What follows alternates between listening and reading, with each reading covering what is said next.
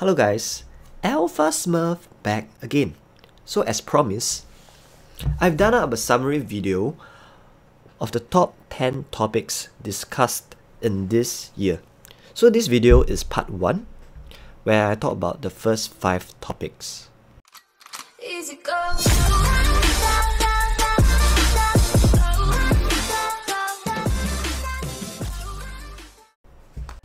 I understand most of us don't have the luxury of time to spend hours looking through all the live streams.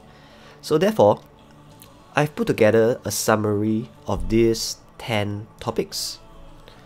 So during this whole video, right, if you prefer to refer to the full version of that topic, just click on the marker above to refer to the live stream. The first topic is attack versus HP versus defense.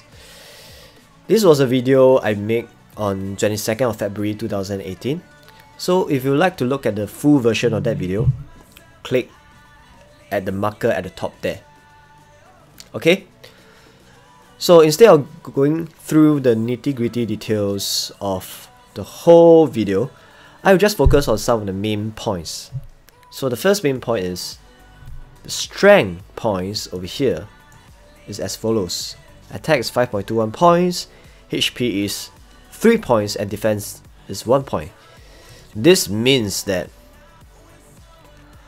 1% of attack, right, is 1.73 times better than 1% of HP. And 1% of HP is actually 3 times better than 1% of defense. Just bear in mind that all these points, right, is derived from certain testing and certain parameters. So if you look at the fine prints that I noted down here, right, I stated very clearly that because it was subject to further testing to make it more detailed and more accurate. Because I'm sure some people have different numbers, but by and large, you can rely on this number with at least 90% accuracy. With all the points in place over here, right, you can actually allocate them to your gears. So for example, external codex, mythic grade, you have 485 points. Winter mids, mythic level, you'll have 538 points. But you have to bear in mind that the points is assuming in long run, how do you flare in terms of net Q? Because this is based on the assumption that you're going to hit in a random manner, equal chance of using your range, your infantry, your cavalry, and equal chance of using all the 3 different troops as your front line. Then, in the long run, Winter Mids is able to offer you the higher net Qs. That's what I meant by the point system over here. But if your mannerism of the game is more towards one who send attack with using full cavalry, full range, and using maybe more of your Calf as your front line, then external codex is more relevant because you're going to utilize more of the attack stats here. Alright, just bear this in mind. So the second topic is the importance of squad damage. I will go through the basic mechanics first. So, point number 1. There is always 4 squads per troop type, regardless of the size, as long as there's 4 or more troops. Which means that if you send 4 troops, you split into 4 squad, 1 each. You send 1 million troops, similarly you split into 4 squads, 250k each. So the second point is, each hero will lead a squad. The third point is, squad DPS is correlated with the troops with hero. Which means that let's say you send 1 million range, correct? But you only send 2 range hero. That means that only 2 squads out of the 4 squads will have squad DPS. So the efficiency will be like 50%, correct? 50%. Because out of 1 million troops, only 2 squads, which is 500k troops, right, would have a hero to lead the squad. Alright, so let's talk about one simple example. This was a fight between Ice and FY Zhan. Alright, this is a Wonder War fight. So FY Zhan actually sent mixed troops. 1 million of fighters, cannons, and 800k of ancient drought riders. Alright, and for our side, right, we sent around 2.3 million of range. Light Weaver is an infantry hero. Majester is a range. This Shapeshifter is a cavalry hero. Infantry hero is Berserker. Songstress is a range hero. This means there's 2 infantry, 2 range, and 1 cavalry hero. Let's put this into numbers. Alright. So still remember I mentioned before, there's always 4 squads per troop type. This means that each squad size will be this divided by 4, this divided by 4, this divided by 4. The second and third point is each hero leads a squad, and the squad DPS is correlated with the troops with the hero. So in totality, right, there will be 500k of troops with squad DPS for the infantry, same for the range, and 200k troops with squad DPS for the cavalry. Okay, because it's this multiplied by this. So the total troops with squad DPS is actually 1.2 million.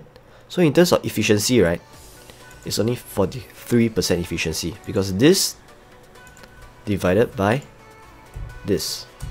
Alright, what about the case pure range? Pure range. Still remember, although Light Weaver is an infantry hero, but it satisfies the mechanics of full squad DPS because there's at least 4 range hero. Correct? So this means that 2.3 million troops, right? With 4 range hero, each squad size is 2.3 divided by 4, and the number of troops with squad DPS is 575 times 4. So the efficiency of the squad DPS is 100%. So that's the reason why, although our gears is not as good as FY Zhan, and our troops is only merely 2.3 million, we didn't get decimated. It was a very close fight. Alright, it was a very close fight. So how significant is squad DPS? You can refer to the detailed video by clicking on the marker at the top there. So in short, right, Trickster squad DPS is equivalent to 20% or more army attack. Alright, additional squad DPS is actually equivalent to like at least 20% army attack. But this is a testing done by based on certain parameters, so the results will vary and subject to more detailed testing for a more detailed conclusion. But by and large, you can refer this as a reference point of how significant is squad DPS. The third part will be how to use your energy efficiently. There are 3 main ways to utilize your energy. The first way is hell events. Second way, special events such as Phantom Knights. The third is to utilize in monster train guild events. So let's talk about Phantom Knights first. I've collated the data for over this past year. I've used up at least 3.5 million of energy. Alright. So from here, I collated what is the amount of gold I received, the stars, the holy stars, and the days of speed ups. So in total, right, I actually translate them into gems equivalent such that I can have an apple to apple comparison in later findings. So in total, the gems equivalent I gotten will be around 381k, lessing off on average of like 5 relocators spent in process of actually spending up all the energy. Well, this result will vary accordingly depending on how efficient you are able to find the Phantom Knight, but by and large, it won't vary by too much. So in total, I gotten around an equivalent of 381k of gems. alright, in terms of the gold, the stars, and the speed ups. This is based on certain parameters. If you want to look into the details of it, click add a marker up there. Okay. The second part is about monster train events. So as I mentioned, right, to have an apple to apple comparison, we have to translate the rewards into gems equivalent.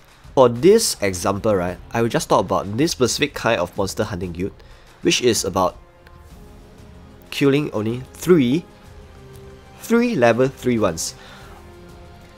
So if you compare the results, right, if you're going to utilize the 24-hour shoe as well, then the gems equivalent for Monster Hunting Guild will be 458k of gems.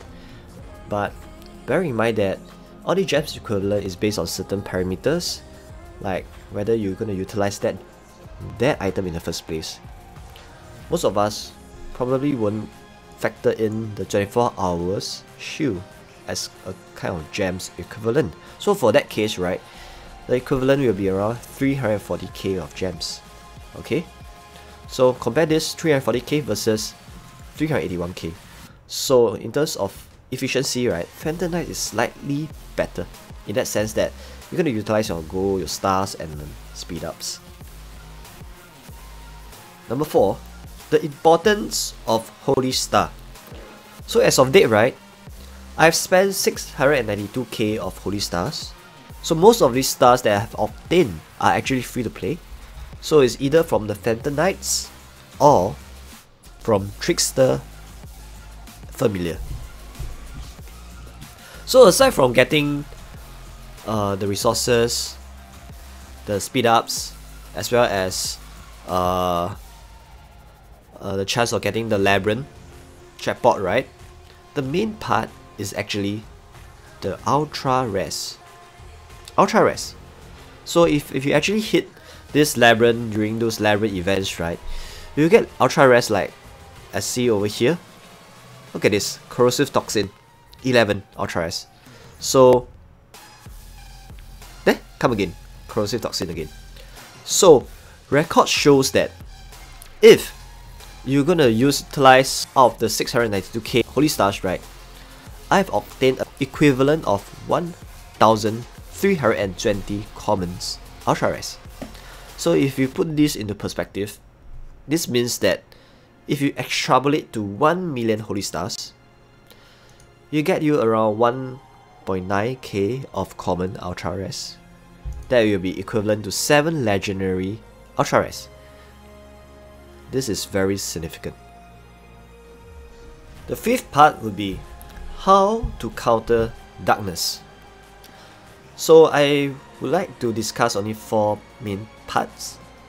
First part is, if you're against the darkness that has full cavalry plus some range inside there, right, the way to win this is actually to send only range, not even a single troop of infantry, not even a single troop of cavalry. Because mechanics is such that if you only send range, right, it will trigger the cavalry inside the darkness to dash out of the darkness. So this will ensure the cavalry will be in the front line. So your range will definitely smash into cavalry regardless of what feelings, what wedges is inside the darkness initially. Because even if it was range feelings initially, right, this mechanics will actually trigger the calf to be in the front line. So point number 2 is, if you are against a full cavalry darkness, the best way to do so is to send full range with 4 infantry troops plus some approximately like 35k T4 cavalry buffer. So these act as a buffer to delay the impact. What do I mean by this? Look, check this out. So recently I did a level 24 accent, right? And the troop breakdown inside there is full cavalry inside. But the thing is, I didn't manage to get my rally field. I only have 1.8 million. So I figured the best way to win this darkness is to have this mechanism of delay impact. Check this out. So I set a bit of buffer for infantry troops and around like 30k of T-Force cavalry. So see the morale? The morale, before it even reaches our main front line, we merely lost 1% morale, but from their side, we have a great head start because they are at 82% morale. They dropped 18%. So that's the importance of delay impact. So subsequently after this, we won. Okay, that's the importance of delay impact.